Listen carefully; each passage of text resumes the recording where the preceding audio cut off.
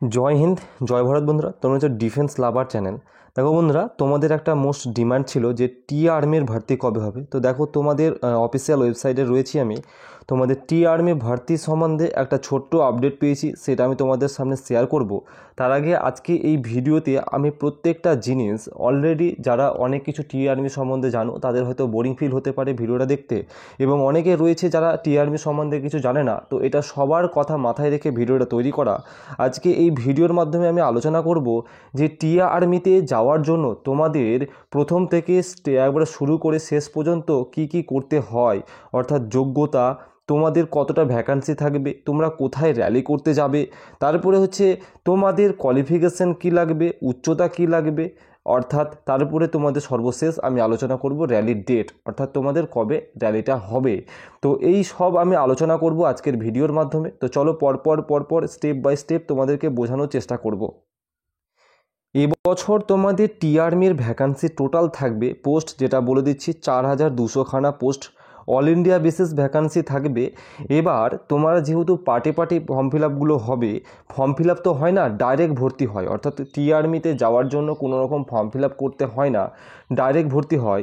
তো সেই ডাইরেক্ট ভর্তির জন্য তোমাদের কিন্তু এবছর আমাদের দুটো জায়গা চুজ করা হতে পারে, তিনখানা জায়গা চুজ করবে। আন্দামান নিকোবর দ্বীপের মধ্যে একটা র্যালি হবে, একটা আসামে হবে র্যালি। আসামের কোথায় হবে র্যালি এখনও শিডিউল ফিক্স করা হয়নি। এবং আগেরবার যেমন গত বছর তোমাদের আসামের কোকরাঝাড়ে র্যালি হয়েছিল, এবছর নাও হতে পারে। আরেকটা হচ্ছে দার্জিলিং। এবছর সবথেকে প্রবল সবথেকে বেশি চান্স রয়েছে যে তোমাদের র্যালি কিন্তু এবছর দার্জিলিংয়ে হওয়ার। ওকে, আমি বোঝাতে পেরেছি, তোমাদের র্যালি কিন্তু দার্জিলিংয়ে হওয়ার প্রবল সম্ভাবনা রয়েছে। তবুও এগুলো অফিসিয়াল নোটিফিকেশান ছাড়া কিছু বলা যায় না। দেখো, টি আর্মির ভর্তিতে কিন্তু জোন ওয়াইজ হয়ে থাকে। এই যে 4200টা যে ভ্যাকান্সি দেখলে, 4200টা, এই 4200টা ভ্যাকান্সি, এই 4200টা যে পোস্ট রয়েছে সেটা 4টে জোনে ভাগ হয়ে যাবে। এবার প্রত্যেক জোনে কম বেশি করে ভ্যাকান্সি কিন্তু দেবে।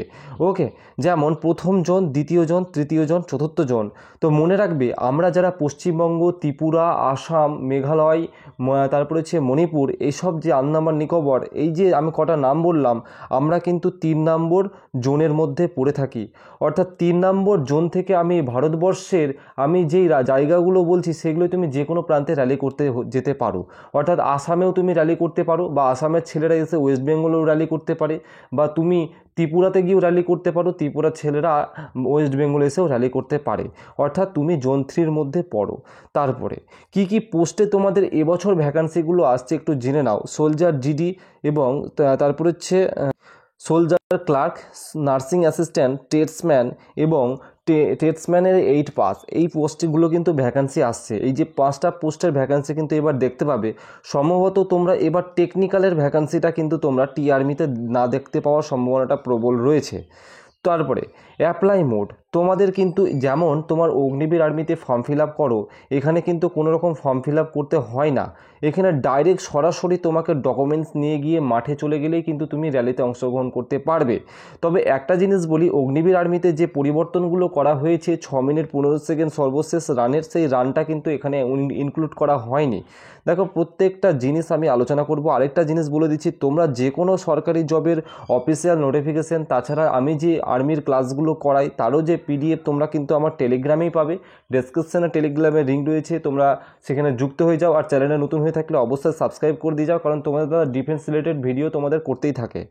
কারা অ্যাপ্লাই করতে পারবে একটা বলে দিচ্ছি, এখানে কোনো ফিমেল ক্যান্ডিডেট অ্যাপ্লাই করতে পারবে না। আমি ফিমেলটা এই কারণে লিখে রেখেছি, অবশ্যই ফিমেলরা অ্যাপ্লাই করতে পারবে, তারা কিন্তু অফিসার পদের জন্য। কিন্তু সোলজার জিডির জন্য কিন্তু কোনো রকম ফিমেল অ্যাপ্লাই করতে পারবে না। দেখো, এখানে টি আর্মির ভর্তিতে যাওয়ার জন্য তোমার হাইট, উচ্চতা লাগে কিন্তু 160 সেন্টিমিটার। ওকে, 160 সেন্টিমিটার উচ্চতা কিন্তু তোমার প্রয়োজন, এবং তোমার বুকের ছাতি এগুলো কোনো প্রয়োজন নেই, তোমার মাঠ পাস করাটাই সবথেকে গুরুত্বপূর্ণ। তারপর হচ্ছে রানিং টেস্ট। তোমার প্রথমে হয় এই সিলেকশন প্রসেসটা তোমাকে বলে দিচ্ছি, তোমাদের প্রথমে ফিজিক্যাল হবে, পরীক্ষা হবে, মাঠ, মেডিকেল, চাকরি। অর্থাৎ ওকে বোঝাতে পেরেছি। অর্থাৎ তোমাদের ফিজিক্যালের সময় 5 মিনিট 30 সেকেন্ডের মধ্যে তুমি যদি ঢুকতে পারো, সেটা তোমাকে গ্রুপ 1-এ 60 নম্বর দেওয়া হয়ে থাকে। 5 মিনিট তুমি যদি 45 সেকেন্ডের মধ্যে ঢুকতে পারো, সেখানে কিন্তু তোমাকে 40 নম্বর দেওয়া হয়ে থাকে, এবং 10টা পুশ আপ মারতে হয়। এই হচ্ছে 1600 মিটারের রানিং, কিন্তু অর্থাৎ 1.6 কিলোমিটার রানিংয়ের একটা পার্থক্য, যেটা তোমাদের সামনে শেয়ার করলাম। এইখানে টি আর্মিতে যাওয়ার জন্য তোমাদেরকে সরকার কিন্তু সুযোগ দেয়, কিন্তু অগ্নিবীর আর্মিতে যেমন 17.5 থেকে 21 বছর পর্যন্ত, এখানে কিন্তু ঠিক তার উল্টোটা, অর্থাৎ এখানে বয়স কিন্তু 18 থেকে 42 বছর পর্যন্ত যদি কেউ থেকে থাকে তারাও কিন্তু টি আর্মিতে যেতে পারে। অর্থাৎ এখানে তুমি তোমার স্বপ্নটাকে পূরণ করার জন্য লম্বা একটা সময় নিয়ে যেতে পারো। এবং তোমাকে বলে দিচ্ছি, তোমার বয়স কিন্তু 1 সেপ্টেম্বর 2025 অনুসারে কিন্তু 42-এর বেশি হলে হবে না। ওকে, তাছাড়াও এখানে কিন্তু যারা এসসি ওবিসি কিন্তু ক্যান্ডিডেট রয়েছে, তোমাদেরকে একটা স্পষ্ট ক্লিয়ার করে দিই, তোমরা কিন্তু কী পাবে, আবার বয়সের ছাড়ও পেয়ে কিন্তু যাও, অর্থাৎ 5 বছরের ছাড় পেয়ে যায় এবং ওবিসিরা 3 বছরের ছাড় পেয়ে যায়। আচ্ছা, তোমাদের প্রত্যেকটা জিনিসে যাওয়ার জন্য কোয়ালিফিকেশান সবথেকে গুরুত্বপূর্ণ। এবং এবছর অগ্নিবীর আর্মিতে যেটা হয়েছে, সব সাবজেক্টে কিন্তু 45% নাম্বার লাগেনি এবং সব সাবজেক্টে কিন্তু 33% নম্বর লাগেনি।